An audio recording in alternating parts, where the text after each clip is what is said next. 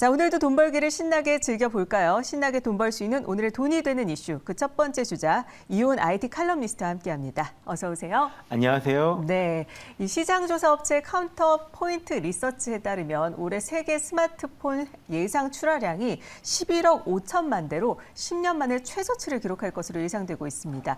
이 스마트폰이 부진한 이유 뭘까요? 아무래도 경기가 좋지 않기 때문이겠죠. 원래 이 스마트폰 시장은 연간 13억 대, 14억 대 정도를 팔던 그런 시장이었는데 최근 들어서 이제 쭉쭉 빠지기 시작하면서 올해 같은 경우는 한 11억 5천만 대 정도까지 빠질 거다라는 예상이 나온 거거든요. 근데 지금 전체적으로 봤을 때 원래 미국 경기 쪽이 안 좋으면 이제 중국이 좀 받쳐주고 중국이 안 좋으면 미국이 받쳐주는 이런 식의 어떤 시장 구도가 형성이 돼 있었는데요. 올해는 유난히도 이 북미 쪽 경기도 안 좋고 중국 쪽 경기도 좋지 않습니다. 그래서 계속 11억 5천만 대까지 지금 이제 스마트폰이 이제 팔리지 않을 거다라고 좀 예상을 하고 있는 것 같습니다. 네, 이 애플이 삼성을 제치고 스마트폰 시장 1위를 차지할 것이라는 전망이 있는데 그 근거가 뭘까요? 지금 스마트폰 시장이 전체적으로 지금 침체기를 걷고 있는 와중에요. 유일하게 지금 꺾이지 않는 시장이 하나가 있습니다. 이 $800 이상의 좀 프리미엄 스마트폰 시장인데요. 네. 이 $800 이상 프리미엄 스마트폰 시장은 사실상 애플이 거의 다 장악하고 있는 그런 시장입니다. 그렇기 때문에 정확하게는 애플이 더 많이 팔아서 1위를 차지했다기보다는 삼성이나 다른 회사의 판매량이 줄어서 애플이 1위를 차지할 것 같다라고 되어 있고요. 막상 이런 애플 같은 경우도 사실 더 많이 판다라기보다는 그 올해 아이폰 15 지금 예상 출하량이 이 아이폰 14와 똑같은 8,500만 대로 좀 고정이 돼 있거든요. 다만 판매량이 좀 덜 줄어들 거다라고 좀 예상을 하고 있는 것 같습니다. 네, 그렇군요. 이렇게 애플한테 1위를 내주면 삼성의 타격은 어느 정도일까요? 사실 애플한테 1위를 내줘서 삼성이 타격을 입을 건 없고요.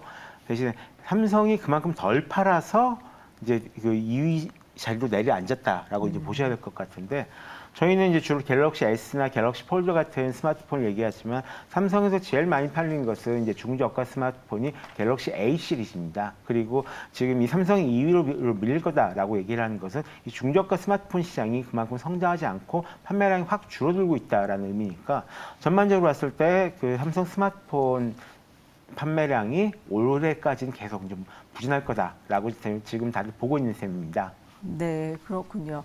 이런 와중에 아이폰 14의 가격이 뚝 떨어졌습니다. 현재 이 아이폰 14 시리즈 가격이 어느 정도인지, 어느 정도로 매력적인 가격일까요? 원래는 정확하게는 이동 3사에서 지급하는 아이폰 14 시리즈에 대한 이 지원금이 올랐습니다. 특히 아이폰 14 프로와 프로 맥스 모델에 대한 지원금이 올랐는데 예를 들어서 지금 이 현재 지금 지원금이 이제 55만 원까지 올랐거든요. 그래서 한 8만 원대 요금제를 쓰실 경우에 기존에 154만 원이었던 아이폰 프로가 지금 한 90만 원 정도로 할인해서 사실 수 있는 그런 상황인 겁니다. 이 가격대가 되면은 이번 새로 출시된 이제 갤럭시 Z 플립 이쪽이랑 좀 비벼볼 만한 그런 가격대로 지금 굉장히 낮아지게 되죠.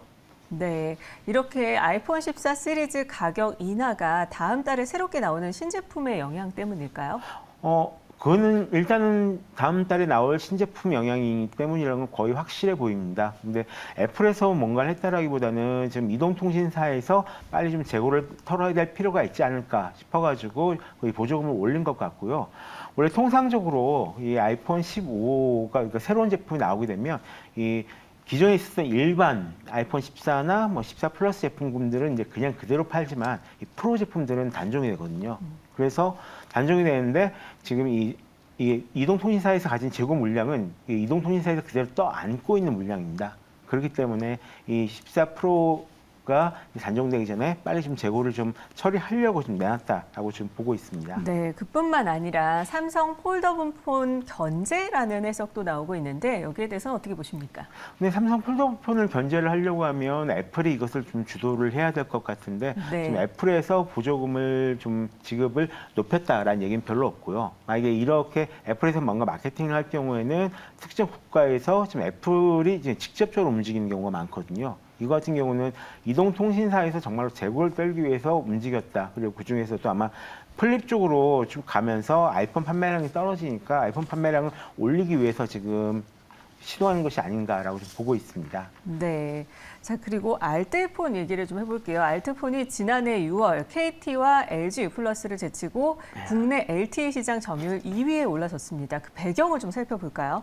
아무래도 지금 젊은 분들 같은 경우에는 알뜰폰으로 이동을 해서 좀 알뜰하게 이동통신을 이용하는 경우가 많아졌습니다. 그리고 무엇보다도 이 알뜰폰에서 가지고 있던 약간 그 저가의 이미지는 이제 있는데 이게 좀 현명한 소비라는 쪽으로 이미지가 바뀐 것들이 좀 주요했다라고 이제 보여주고요.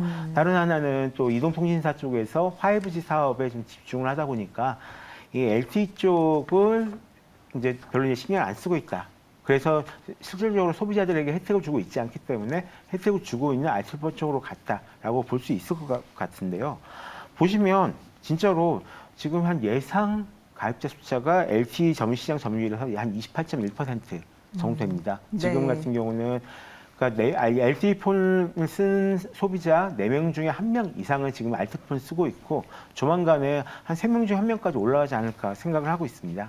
네, 그렇군요. 현명한 소비다라고 말씀을 해주셨는데요. 이 5G와 LTE의 속도 차이가 얼마나 되나요? 원래는 이론적으로 따지면 굉장히 많이 나야 돼요. 이론적으로 따지면 뭐 10배 그 이상까지 나야 되는데 실질적으로 저희가 뭐 유튜브를 본다던가 SNS를 이용한다던가 이럴 경우에는 큰 차이를 느끼기가 어렵습니다. 예, 사실상 뭐 게임을 한다라고 해도 이 어떤 차이를 거의 못 느끼실 거예요. 물론 민감한 분들은 느끼시겠지만 사실상 저희가 버튼을 눌렀을 때 무엇인가 플레이 되거나 저희가 뭔가를 이제 그 링크를 클릭했을 때 이 화면이 불러온 속도를 보고 이게 빠르다, 느리다라는 걸 결정하게 되는데 현 단계에서는 LTE와 5G의 속도를 확인하게 체감하실 수 있는 경우는 좀 드뭅니다. 네.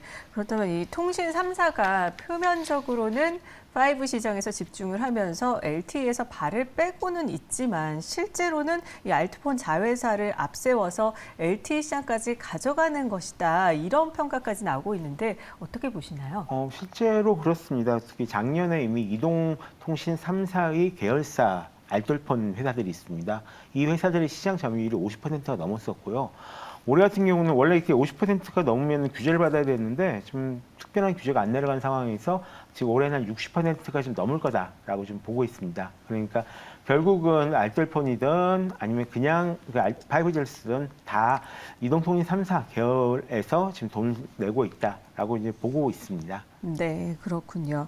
이 알뜰폰이 5 시장에서 성적이 어느 정도인지 궁금한데요. 어떤가요?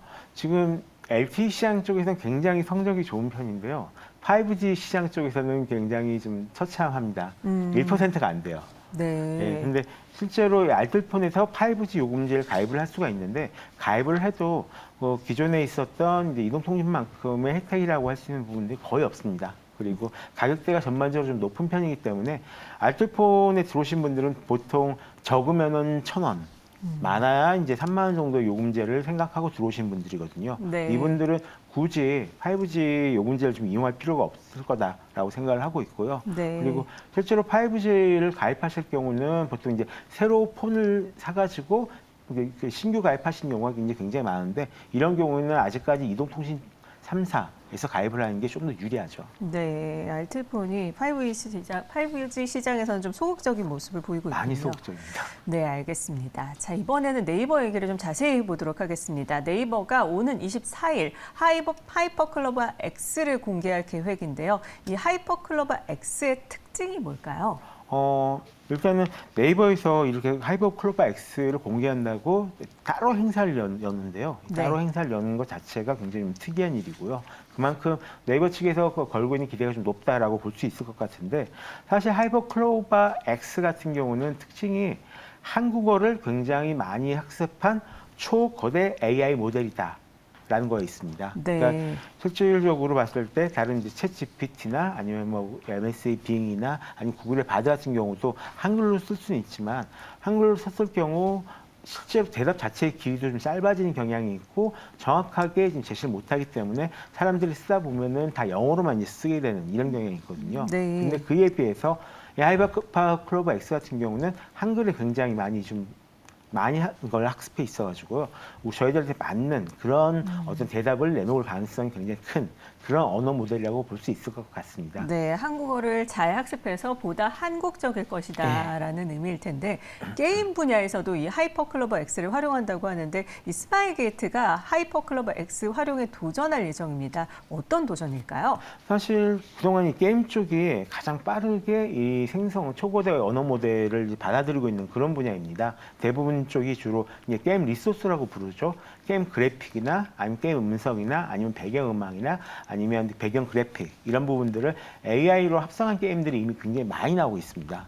이런 것들에 있어서 지금 하이퍼클로버 X를 좀 이용하겠다라는 쪽에 있고요. 네. 그리고 또 하나는 지금 이제 굉장히 지금 실험적인 시도가 이루어지고 있는 부분들이 있는데 게임 속에 보면은 NPC라고 그 게임 캐릭터들이 있습니다. 근데 이 실제로 존재하지 않는 게임 캐릭터들 또는 굉장히 사람처럼 생긴 이 캐릭터들한테 이 초고대 언어 AI 모델을 이용해 가지고 이제 말을 걸면 마치 사람처럼 대답을 해주는. 그래서 분명히 나 혼자 이 게임 속에 들어가 있지만 여러 명과 함께 이 게임 속에서 살고 있는 듯한 느낌을 주는 그런 기술들이 최근에 지금 개발이 되고 있습니다. 네, 게임도 아주 새로워지고 있는 모습인데 그런가 하면 SK CNC가 하이퍼클로버 X를 이용해서 대규모 금융 서비스를 발굴할 예정이죠.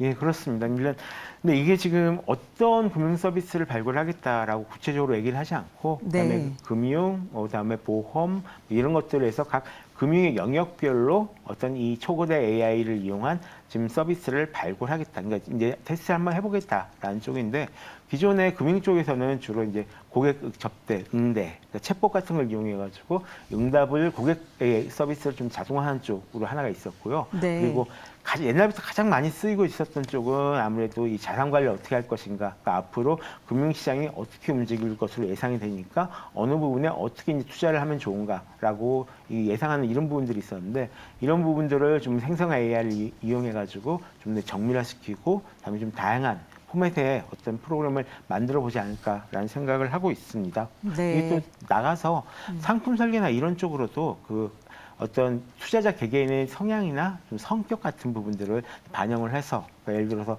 그동안 이 사람들이 한 1년에서 2년 정도 투자했다라는 기록이 있으면 그걸 이용해가지고 새로운 투자 패턴 같은 걸 짜주는 일도 좀 가능할 거다라고 보고 있습니다. 네, 게임과 금융뿐만 아니라 네이버는 다음 달 생성형 AI 기반 검색 서비스 Q를 베타 서비스 형태로 제공을 하는데요. 이게 어떤 서비스일까요? 아마 지금 구글에서 지금 제시하고 있는 이 AI 검색 서비스와 지금 굉장히 좀 비슷하지 않을까라고 보고 있는데 이 AI 기반 검색 서비스 같은 경우는 이 질문자의 의도를 이해한다라는 특징을 가지고 있습니다. 네. 예를 들어서 예전에는 여름 휴가 때 어떤 옷을 입고 싶으면 그 옷을 막 검색해보는 뭐 빨간색 수영복, 뭐 파란색 수영복 이런 거였다라면 이번 AI 검색 서비스에 맡기면은 올해 여름에 유행하는 또는 내 체형에 잘 어울릴 만한 수영복을 찾아줘라고 하면 밑에 리스트가 쫙 뜨는 그런 형태죠. 네. 이런 식으로 사람들이 질문을 하나만 해도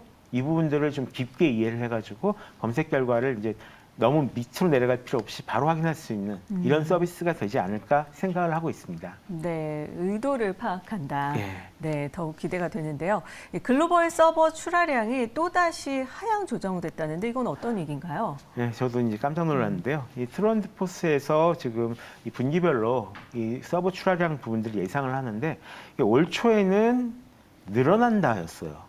늘어난다 했다가 이 부분들이 이제 이 올해 한 이제 5월 달쯤에는 좀 줄어들 거다라고 전망을 바꾸더니 이번에 새로 나온 것은 올해 한 6% 정도 이제 서버 출하량이 줄어들 거다라고 얘기를 하고 있습니다. 네. 굉장히 많이 줄어든 건데 이게 생각보다 경기 침체도 좀 심하고 지금 올해 AI 쪽으로 이 시선이 쏠려 있기 때문에 기존에 있었던 서버를 굳이 새 걸 바꿀 필요 없이 계속 유지하거나 더 이상 확장하지 않겠다. 그래서 계획을 계속 바꾸거나 철회하는 이런 회사들이 늘어난 겁니다. 그래서 이 실제 이 각 서버를 운영하는 회사들의 의도를 반영해서 그럼 올해는 이제 줄겠다라고 지금 예상을 하고 있습니다. 네, 이 삼성전자와 SK 하이닉스 HBM 실적 회복에 나선다고 하는데요. 네. 서버용 앱 메모리 실적 감소 AI로 방어할 수 있을까요? 이 부분에 대해서? 좀 봐야겠죠. 지금 원래는 이제 5월에 DDR5 메모리가 서버에 주로 탑재가 되면서 그만큼 이제 실적이 늘어날 거다라고 얘기를 하고 있었는데 이 부분은 어느 정도 지금 감소를 할 수밖에 없는 이런 상황에 와 있고요. 네. 근데 HBM 같은 경우는 이 인공 AI 서버에 탑재되는 메모리면서 동시에 좀 굉장히 비쌉니다. 근데 AI 서버 자체가 아직 많이 팔리고 있는 상황은 아니어서 그러니까 수요를 다 못 맞춰주고 있어요. 그리고 이 안에 들어가는 것도 좀 메모리를 한정적이라 가지고 어느 정도 실적을 보완해 줄 수는 있지만 완전히 이제 방어를 해주는 수준까지는 갈 수 없고 이게 내년쯤 돼야지 가능하지 않을까 싶습니다. 네, AI로 내년쯤은 돼야 실적 회복이 가능할 것이다. 네, 지금까지 돈이 되는 이슈 이온 IT 칼럼니스트와 함께 자세히 살펴봤습니다. 오늘 말씀 고맙습니다.